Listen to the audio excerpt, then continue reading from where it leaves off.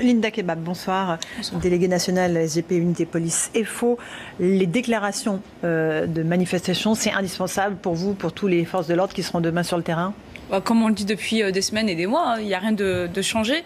Moi, en fait, je m'offusque en réalité de cette situation où on a une personne qui fait des manifestations non déclarées. Je vais vous dire, c'est pas le premier, c'est pas le dernier. En soi, c'est pas le problème.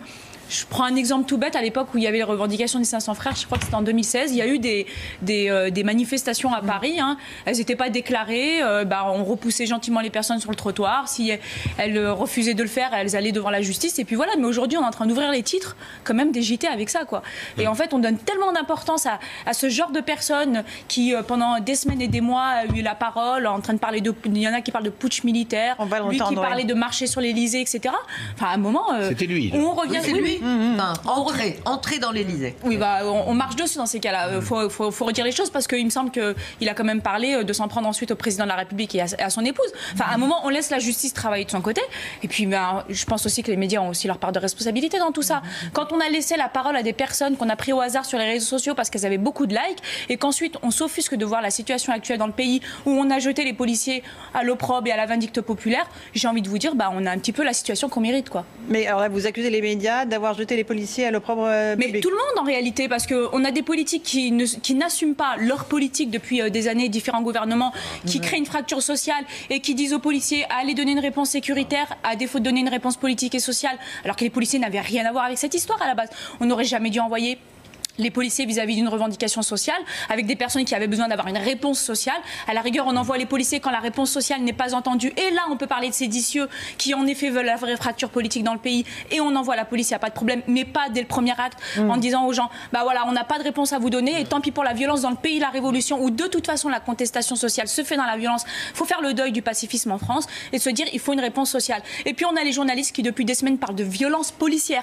Vous mettez n'importe quel autre groupe à la place de policière, on parlera de discrimination et amalgame. Mais comme c'est policier, on a le droit. Et puis on a une partie, et heureusement pas tous. Je pense que vous êtes au moins aussi souvent invités sur nos plateaux, Madame Kebab, que les Gilets jaunes. On n'arrête pas de communiquer sur les violences policières. Ça fait par exemple des semaines que je dis attention, les policiers, toutes les semaines, se prennent des ballons remplis d'acide. On nous dit non, c'est un mensonge. On expose des images, on nous dit non, c'est un mensonge. Enfin, on est quand même dans un pays où on attaque des policiers à l'acide et ça est... Vous avez montré des photos sur votre site, votre compte Twitter. Je les ai affichées. Et puis ça a semblé n'émouvoir personne. Et aujourd'hui, on découvre une bouteille d'acide dans le métro, là, cette semaine. Et puis tout le monde s'offusque et découvre quelque chose. Enfin, à un moment, il faut aussi prioriser les sujets. Je sais que je risque beaucoup, là. Moi, je peux me prendre une balle dans la tête à n'importe quel moment. Mais j'en ai rien à foutre. J'irai au bout de mes convictions. Parce que s'ils me mettent une balle dans la tête, le peuple, là, Macron, il est passé à la guillotine. Aujourd'hui, on est arrivé à un tel point de confrontation que s'ils m'abattent, il est mort aussi. Parce que le peuple, il rentre dans l'Élysée, il démonte tout. Lui, sa femme et toute la clique. On est plusieurs comme ça. S'ils en touchent une, on a des gens, des paramilitaires qui sont prêts à intervenir. Parce qu'ils veulent aussi tomber le pouvoir. Ça vous fait réagir, Linda Kebab, sur ces juntes paramilitaires qui seraient prêtes à venir en France? Il est 18h20 et puis on a je ne sais pas combien de personnes sont devant leur écran à cette heure-ci en train d'entendre ces paroles. Alors vous avez des personnes qui vont dire il est fou, d'autres qui vont se ronger les ongles et puis d'autres qui vont dire il a peut-être raison en fait. Enfin moi je trouve que c'est une injure à des journalistes qui aux portes de l'Europe se sont fait découper dans une ambassade. Moi je trouve que c'est une injure en fait en France.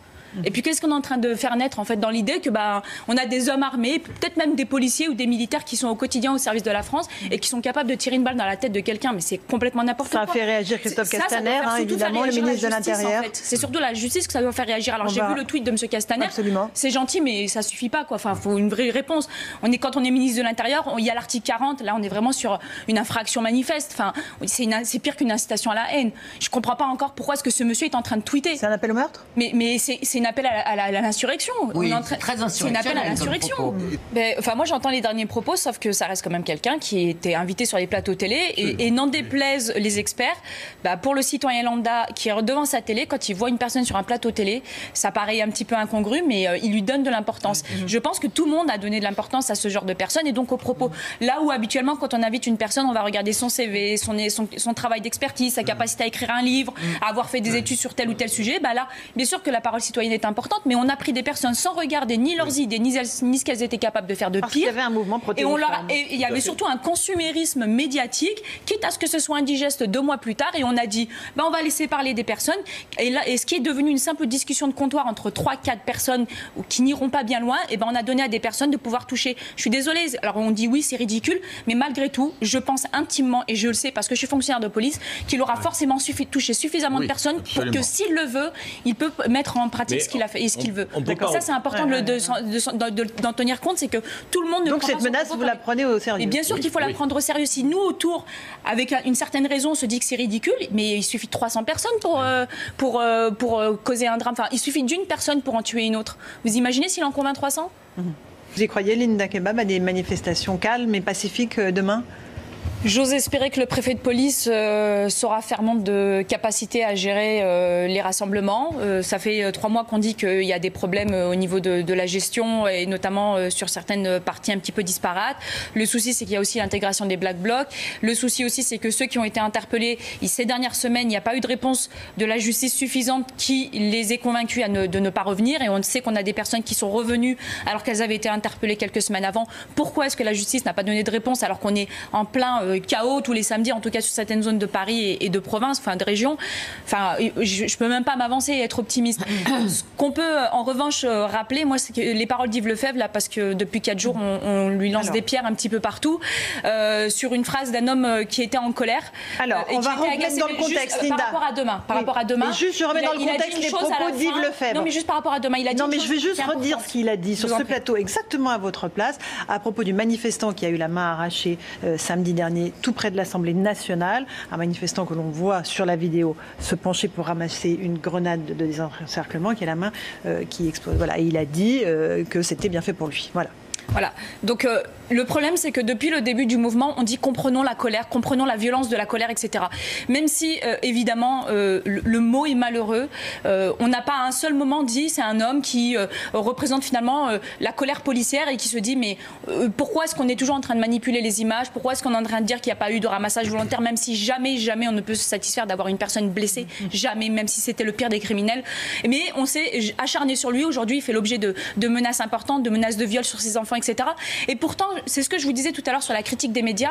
Il y a une phrase importante qu'il a dit à la fin de l'échange qu'il avait autour de votre plateau. Et il a dit aux Gilets jaunes qui étaient présents, ce n'était pas vous, c'est je vais faire. Désolidarisez-vous des casseurs et les forces de l'ordre vous rejoindront et peut-être même feront vos services d'ordre. Et ça, je pense que c'était le plus important dans cet échange et je pense que c'était le plus constructif pour l'avenir.